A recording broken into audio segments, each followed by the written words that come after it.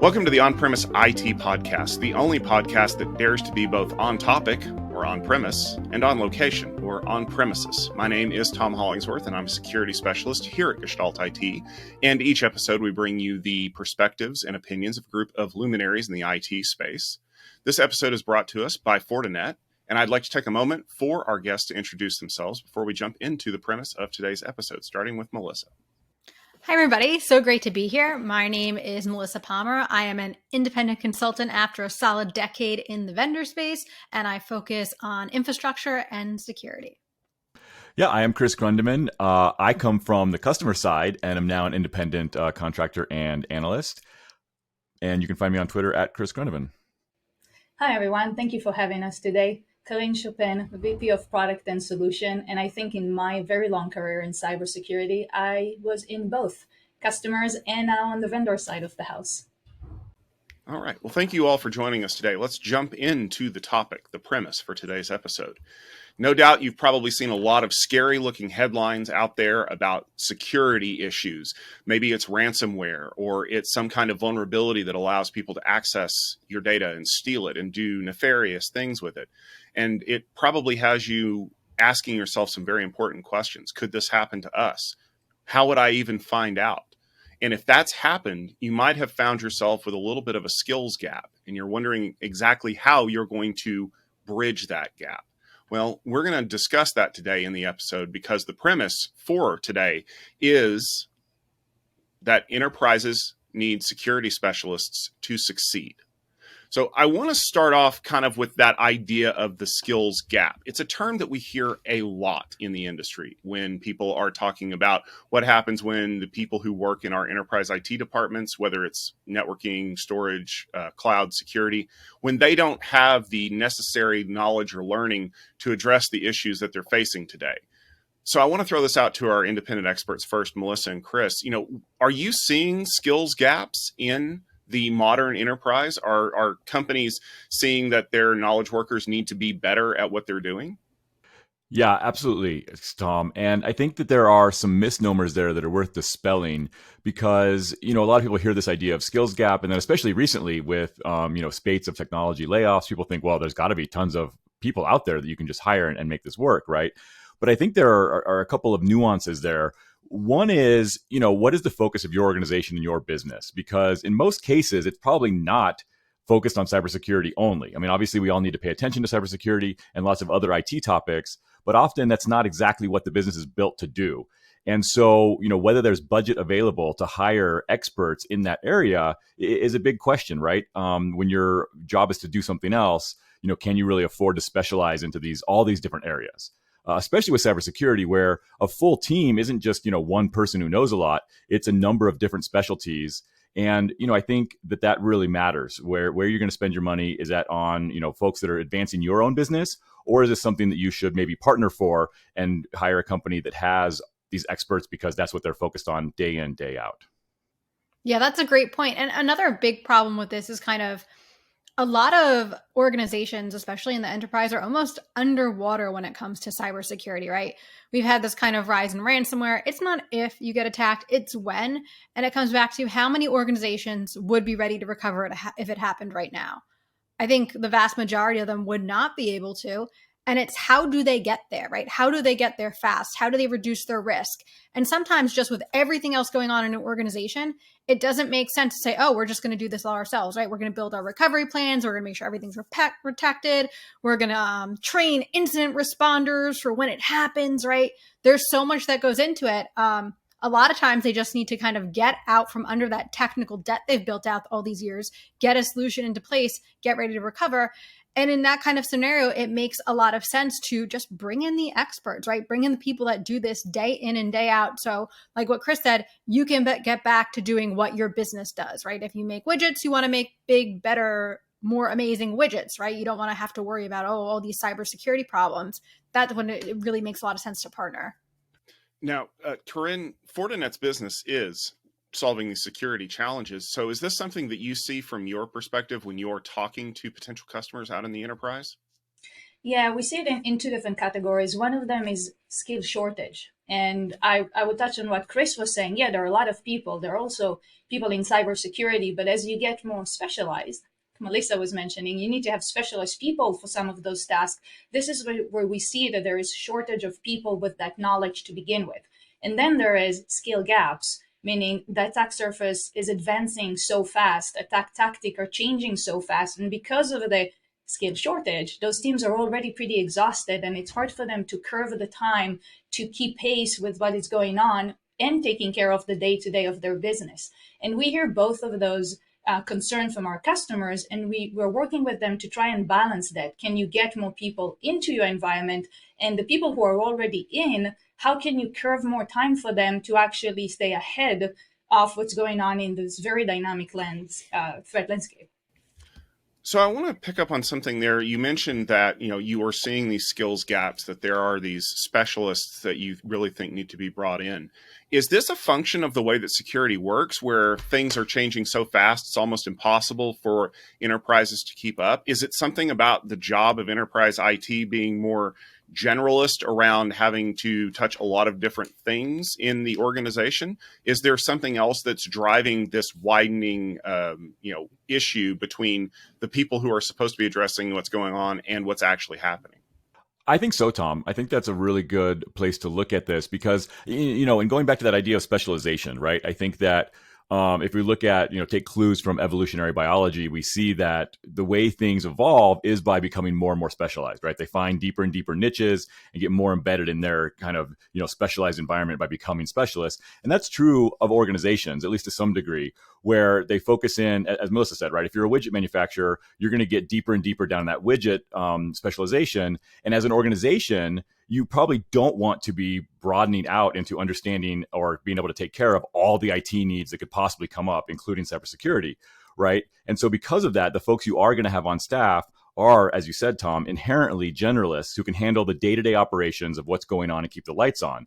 But things that are kind of one-off events, like a ransomware attack, or even a new deployment of, a new office. I mean, there's lots of other things that happen that only happen every now and then that, frankly, most enterprise IT shops are just not qualified to handle by design, right? Because you just can't have those specialists being paid full-time salaries all around the clock, for years on end, waiting for something to happen. It's much better to be able to dip into another organization that maybe is specialized in that area and has actually delved deep into that cybersecurity niche. Yeah, that's a great point. And we've seen a lot out of various threat actor groups through various leaks and things over the last couple of years and how they operate. And the threat actors, they're operating as sophisticated businesses. And you better bet that they have the RDP specialist that's in there looking up all the exploits and figuring out how to get in. You better bet that they're studying how your two-factor works so they can break it, right? They have specialists designed to get in to break your stuff, right? You can't really compete like that as a generalist. You have to level the playing field, right? So you need to get your own specialists in. And again, for a widget company, that might not make sense. Now, maybe if you were actually a cybersecurity company, right, it might make sense to eat a little bit of your own dog food, right, and have all your specialists in-house so you can learn how to work with your customers better and all that kind of stuff. But if you're not, is that really where you should be spending your time and effort? I actually find it to be funny that we talk about outsourced and attackers because they outsource too. So they do. Ransomware as a service. Come on. Yeah, exactly. So they outsource. They have in the dark market like a full eBay. They have ranking stars for it. So everyone do it to get to those specialized tactic. But I want to add that you will see kind of a balance. Like Chris was mentioning, there is a lot of work that needs to be done on ongoing maintenance and advancing the product and moving them forward. But there is also teams now who are not specializing in individual product. They're actually specializing in flows. And this is where we feel the majority of the gap today. So team that sits in the SOC operation groups, this is actually the hardest, I think, role today to hire for. They need to know a lot about, small things and how they interact together to enable a good flow in a real-time, manner between detection and respond to be able to disrupt an attack and stop it. And when we talk to customers, we do support them in the day-to-day task and the maintenance. It's really important to do that. But we see most of the need for augmentation to sit within those security operation team. And depend on the size of the customers, it will be a balance. Like Melissa mentioned, some of them will build their own team. They will do the maintenance and they will choose to offer parts of their work out. And some of them will say flat out, I cannot manage this. Could you manage the whole thing for me? So we do see a balance between, the level of dependencies in external expert, depend on the size of the business. Yeah, and I think this may stretch the bounds of the idea of skills gap, but there's also potentially a data gap there as well, right? And so if you're a standard enterprise, you have no way of gathering as much information as a company that's seen across enterprises, across small businesses, across maybe government organizations. So I think antivirus is probably a pretty classic example of this, where the best antivirus providers over time have been the ones who have the highest level of deployment because they see the most threats the most often and are able to react to that and have that information in house. Whereas even if you have the skills working at maybe a smaller company, there's no way you'll have that visibility. And so there's this data gap along with the skills gap that I think play hand in hand. So I want to ask a question kind of related to those items, and it involves the response of the companies, because one of the things that we've seen a lot when it comes to these gaps, whether they're skills or data, is how a company responds once they've realized that occurs. Is this something that companies are kind of aware of and they're waiting for maybe, an opportunity to address this, maybe an increase in budget or something like that? Or is it one of those situations where their company name gets mentioned on the news because someone's trying to auction off their data, and all of a sudden it's a, this is fine GIF with the everything's on fire and everybody's running around like crazy. And it's like, we've got to fix this right now. When do we typically see these issues being addressed? Is it a proactive situation for a business, or is it more reactive? I wish it was more proactive. I've done a lot in the business continuity disaster recovery space, and the missing piece seems to be the cooperation with cybersecurity and incident response, right? There's this misnomer that, oh no, I've been ransomwared. Let me start restoring all my machines. Well, that's not how it works, right? We need to have the incident response phase where either internal incident responders come in, or we've hired out and have someone come in who does this every day. And they're like, okay, we need to stop, do an analysis. Can we see where they got in, how they got in, how long did it take? And then from there, make the right business decisions to begin the recovery process. And that's a fundamental mismatch. And a lot of organizations, unfortunately, don't understand that until it happens, until that ransomware attack happens. They go, oh no, what do we do now?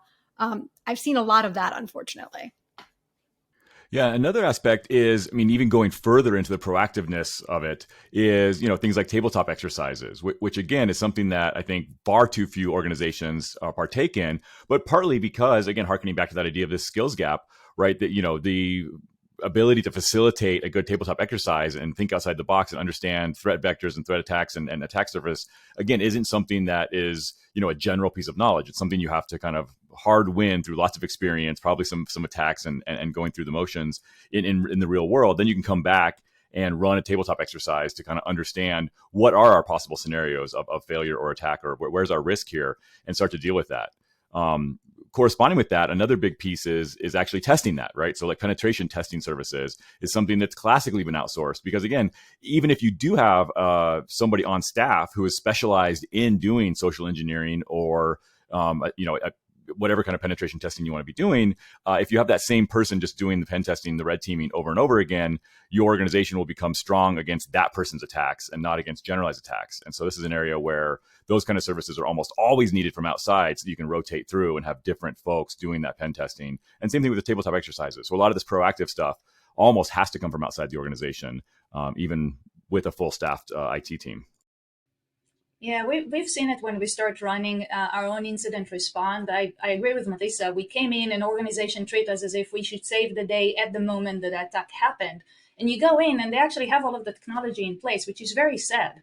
It is in place. It's not well calibrated. It doesn't work together.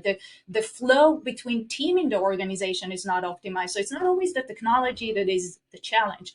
And we change our entire model for incident response. And Chris, this is actually what we are offering now. Instead of coming, when you start engaging with us, instead of coming when you have an incident, we actually bundle in hours to sit down with you and create those flow, which are very different than testing a product. We're testing the full attack. And we're not only testing the technology, we're testing your processes and your response tools and response capability to shorten the time. It's kind of like a game. Like you're an actor, you play a sport, you look at the opponent and you learn their move, you learn their strong actors, and then you have to practice it to get better.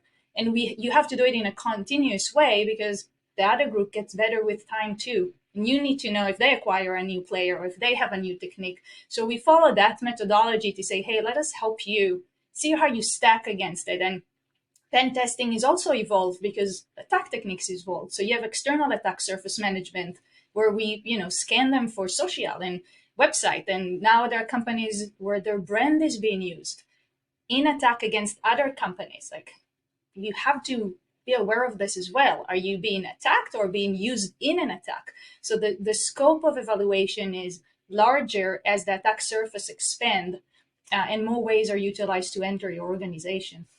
But it is true, Chris. It's a full flow. So it's a very different way of looking at, evaluating an organization. Yeah, I would agree that one of the things that is a huge challenge for most organizations is the fact that they don't know where the next attack is coming from. I mean, there is a famous quote, the organization has to be lucky every day. The attackers only have to be lucky once. And so being able to see where those attacks are coming from, be able to respond to them, there's only so many things that you can do in order to adjust to that. Is there a way that a company can kind of adjust their thinking to do that? Do they need to deploy red teams? Do they need to have some kind of a system that allows them or someone that they're working with to kind of probe the network or their cloud offerings or things like that to try to find these situations before they become, news generating events? Yeah, I think it's important to do some upfront work, like a good solid penetration test on everything, right? To figure out where our weaknesses are. And from there, prioritize what are the things that we can fix the fastest and have the most impact with. But there's also this notion of assume breach going around too, where we're going to assume it's going to happen at some point. And I think everybody needs to assume it's going to happen at some point. Can we reduce the risk as much as possible? Yes, and we're going to keep doing that. But at the end of the day, we absolutely cannot solve for every scenario out there. We cannot solve for the next 0-day exploit that we just might happen to be victims of, right? So it's really important to reduce the risk where we can, but balance that with being ready to be attacked pretty much at any moment. Yeah, I think that the earlier you discover it, the more time and money you save. So we see more organizations looking for those early detection capabilities to be placed either through scanning of the organization or flat out point decoys everywhere to see lateral movement, to identify when things happen. And we always say that, yes, you may be attacked, and assume that are already inside. They will be noisy. Could you catch that noise? And Chris mentioned, the data gap and the ability to correlate that information to respond fast enough. Those are all a part of what organizations need to take into consideration. But by far, the early prevention and early detection will save them the most amount of money and time. And then later on, the investment in coordination of data and tools and skill set, they can actually harvest this. And a lot of the time, those are threat hunters, going back to even more specialized team with an organization that will sit down and look at everything that is going on with the desire not to get you the result after the attack is successful, which in many cases, this is what would happen. You strive with automation and knowledge to just front it, because you have many options to stop it. So the beauty of attack being complex is that it's allowing us more and more opportunity to disrupt them if we know what to do and if we move fast enough.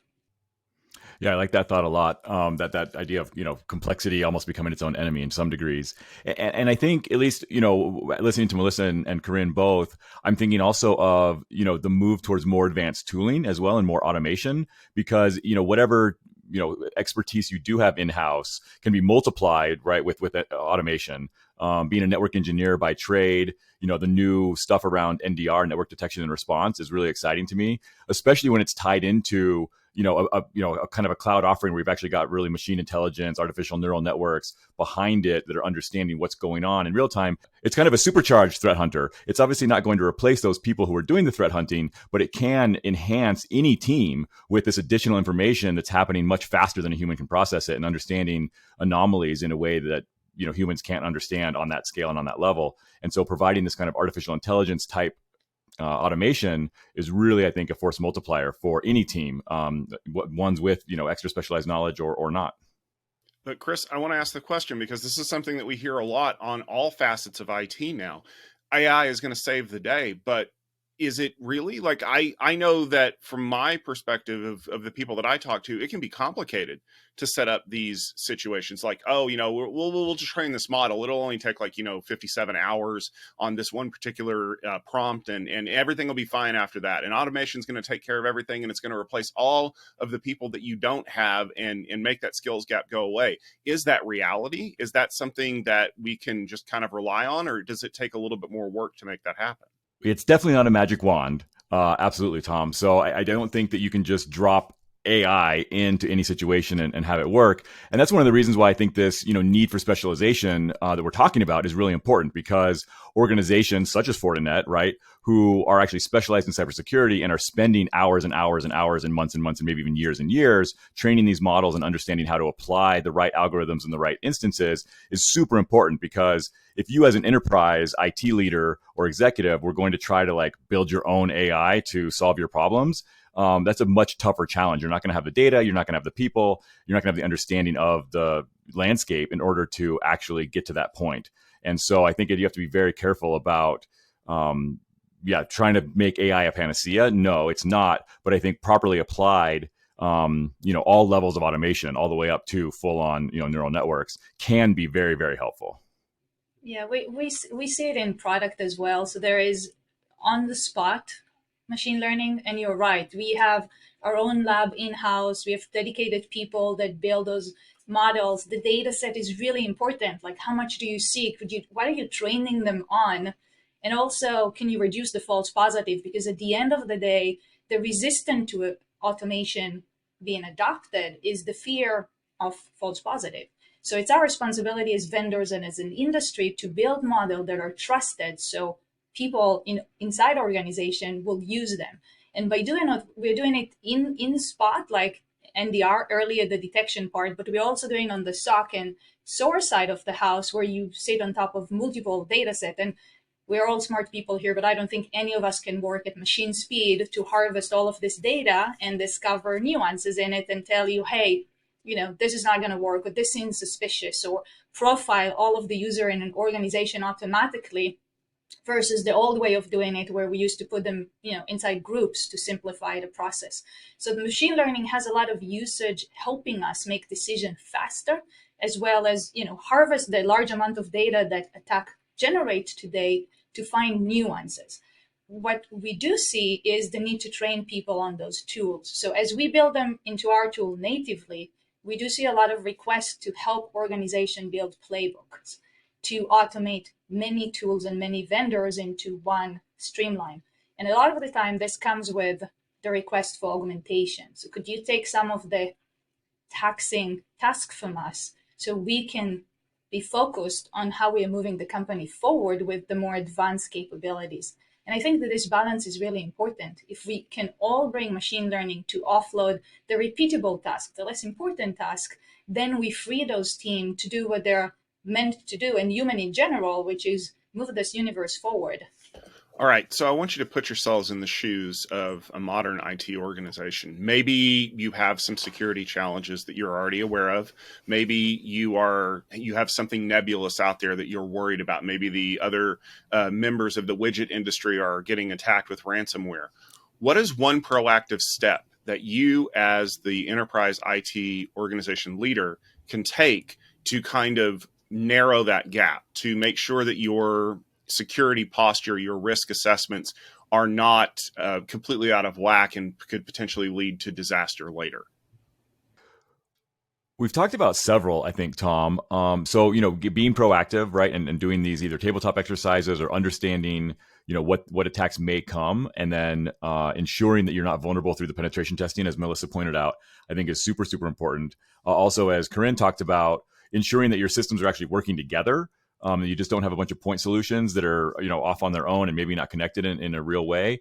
Because that's where gaps can fall too, right? Things can fall between the cracks. If you've got, maybe you've got 5 of the best possible security tools and 4 of the best analysts. If they're not actually talking to each other and not connected, you're going to miss stuff as well. So just some really basic kind of housekeeping and ensuring that you're aware of what the risks are and that the communication flows and the application flows are all tied together is going to be a huge, huge step forward. Just kind of collecting what we've already talked about so far on this podcast. Yeah, absolutely, Chris. And I think for me, Hands down, it would be having incident response on retainer for when something happens. But I really like something that Karin pointed out is doing it in such a way that let's get them in here ahead of time and help us with some of these assessments, give them the lay of the land. They're the experts. They do this every day. So we are a little bit better prepared for when it does actually happen, right? Because it's not if, it's when. And I will like to both of you, so you get more than one, Tom. And thank you, Chris, for coming first with two, because I couldn't narrow it down to one. But in general, after you do all of this, map what is important for you and what you want to offload if your team do need more time to actually keep you ahead of those threats. Because it's not a one-time assessment. It's not a one-time event. We're seeing a lot of those tools to be continuous because everything moves so fast. So make sure that you have expert to help you evaluate where you are is key. Understand what you're even trying to protect. Like, tie yourself to the business. What would an attacker will try to steal from you, and where does it sit? So those basic questions, and then see where you are, patch everything, and make everything that you have work. Like, before you even start investing in more tools and more technology, bring the people in, curve the time to make sure that what you have in place, like Chris and Melissa was saying, is actually working together and is calibrated to the higher performance that it can to protect you. And then start adding things based on gaps that you see and points that you need to close, both in technology and in people, to help you augment it. And as I said, it's continuous, so constantly evaluate how you stand. The attacker are not waiting. They're not static. Make sure that you constantly evaluate and protect yourself as early as possible. Well, I think this has been a fascinating discussion, and it really kind of underlies the fact that security, as well as a lot of other IT disciplines, are very fast moving. And sometimes it can feel like you're getting overwhelmed with the amount of knowledge that you have to understand on top of everything else that you do. But just like any other discipline, whether it could be the medical field or construction or anything, there's always going to be an expert who's more specialized in the area that you can call on to do that. Maybe they understand the new technologies or the new threats a little bit better than you.